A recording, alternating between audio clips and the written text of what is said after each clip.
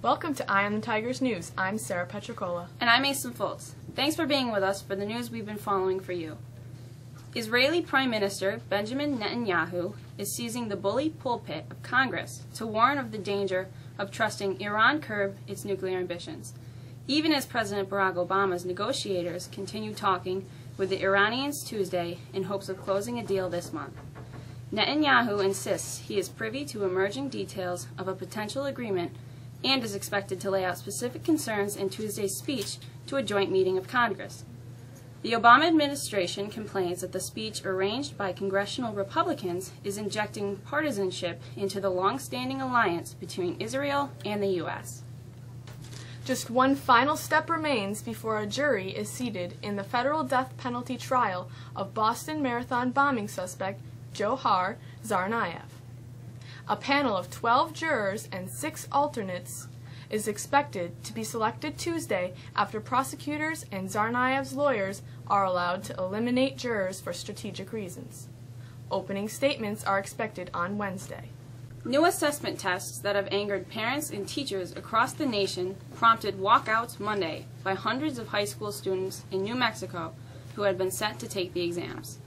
The backlash came as millions of U.S. students started taking the rigorous tests aligned with Common Core standards that outline math and language skills that should be mastered in each grade. New Mexico is among a dozen states debuting the tests this year.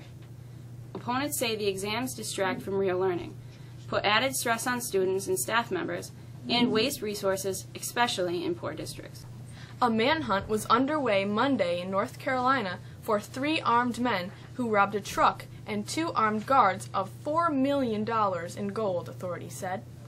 2 Transvalue Incorporated security guards told authorities they had been hauling a fortune in precious metals from Florida to Massachusetts on Sunday evening when their truck developed mechanical problems and they were pulled over on I-95, the Wilson County Sheriff's Office said in a statement. The guards said 3 armed men in a van approached, ordered them to get down on the ground, tied their hands behind their backs, and forced them to walk into the woods. Waterways around the Northeast and the Midwest are beset by ice more than a foot thick in some places, making life miserable for people who make their living on the water. Iced waterways are a problem in other Northeast locations, such as Boston, where a commuter ferry carrying more than 100 passengers got delayed by about 45 minutes by the coastal ice pack on February 20th. A blanket of thick ice also has spread across the Great Lakes for the second consecutive winter, posing hardships for shippers and crews aboard Coast Guard ice-breaking vessels, but creating spectacular scenery along the shorelines. In New York, the Coast Guard is cutting ice on the Hudson River so barges carrying heating oil, gasoline, and jet fuel can reach their destinations. The thickest ice is in the area of Germantown and Hudson, north of New York City. In some spots, the ice is 1.5 feet thick, Coast Guard's officials said.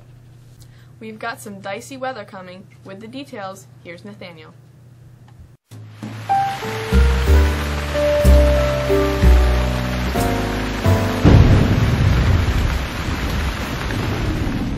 Frigid temperatures are giving way to some warmer temperatures throughout the day, signaling a new weather system is on its way. The system will bring with it a wealth of moisture from the Gulf of Mexico. We start out with periods of moderate snow later this afternoon. As much as 5 inches could fall this evening into tonight before we change over to freezing rain or sleet. A winter weather advisory is in effect for today. Wednesday, we deal with pesky flurries and snow showers throughout the day as temperatures hover around freezing. Cold air comes in for our Thursday and Friday before we see temperatures rise to the mid-30s, with some snow showers on Saturday into Sunday. With a quick peek at what's going on in sports, here's Patrick Howell.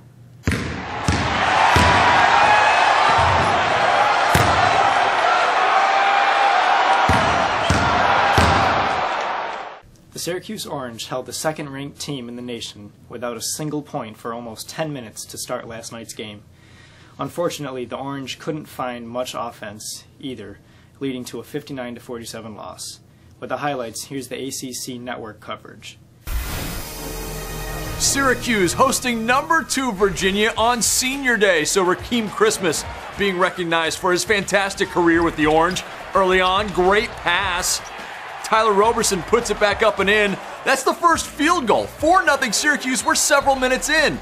Meanwhile, Virginia finding turnover after turnover. 3 seconds in the lane, and then the shot clock violation here. And Malcolm Brogdon even just throws it into the bench.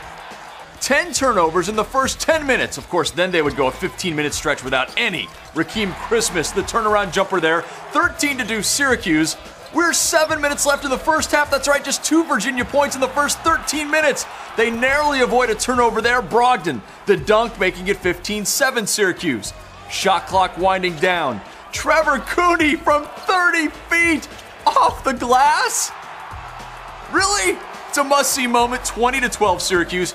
He led the Orange with 14. Mike Tobey can't get it to go. Anthony Gill follows and good.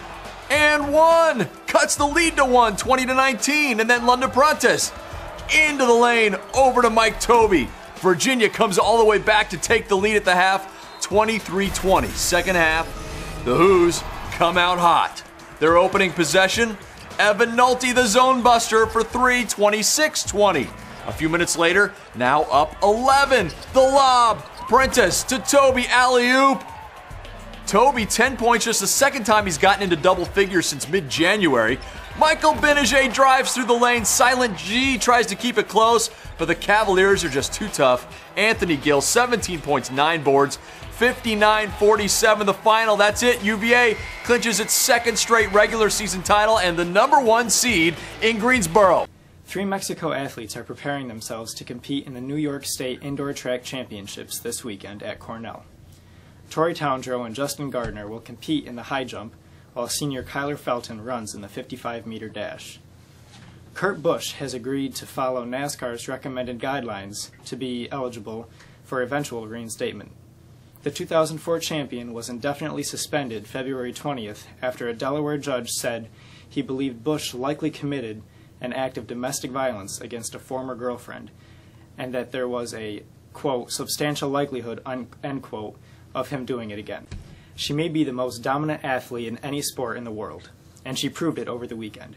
UFC fighter Ronda Rousey continued her unprecedented dominance when she forced Kat Zingano into submission Saturday night, and she did so in just 14 seconds.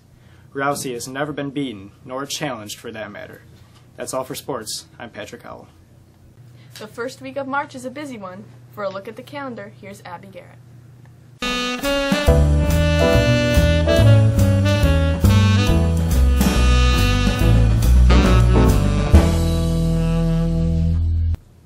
The highlight of the calendar, for sure, is the performance of Aida. The rock musical featuring music from Elton John opens Thursday and continues Friday and Saturday. We will stream Friday's performance live and then have the show archived on our Ustream channel. If you're interested in watching the show, go to the district's webpage, open the story, and click on the link we've provided. It's hard to imagine if you look outside, but spring sports begin on Monday. All athletes are reminded to make sure that all of their paperwork is complete, including physicals. Student Council invites everyone to attend the junior versus senior volleyball game on Wednesday, starting at 6 p.m. No admission fee will be charged. All boys playing in the game should be in the gym by 5:15 to warm up. Juniors will be receiving a sheet in their English class to sign up to attend the National College Fair at OCC on March 12th. Over 200 colleges will be there. Students will take a bus from Mexico High School to attend. You must have your permission slip filled out and turned into Student Services by Friday, March 6th. With the calendar, I'm Abby Garrett. And finally, we welcome Svenja with a look at this day in history.